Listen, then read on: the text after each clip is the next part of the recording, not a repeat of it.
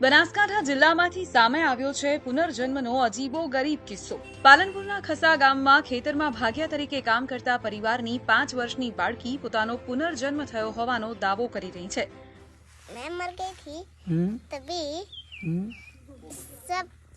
सब बच्चे रहे ना ऐसा कह रहे थे कि भागो भागो ऐसा कह रहे थे। कहाँ पे अंजार में?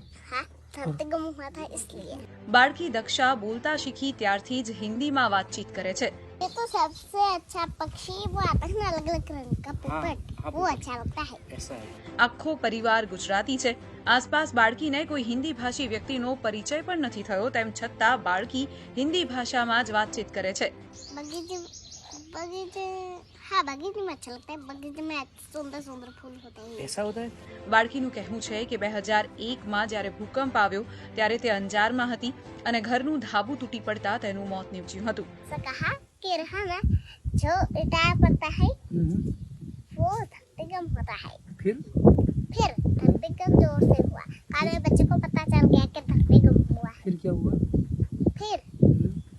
फिर सब बच्चे रहे ना भागने लगे फिर पर ढाबे सारे गिरने लगे थे। सब बच्चों की जान भी चली गई थी।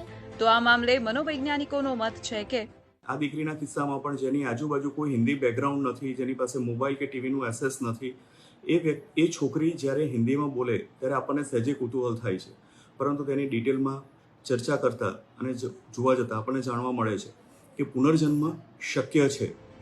બાળકીએ કરેલા દાવાથી પરિવાર સહિત ગામના લોકો અને આજુબાજુના વિસ્તારના લોકો પણ ચોંકી ઉઠ્યા છે।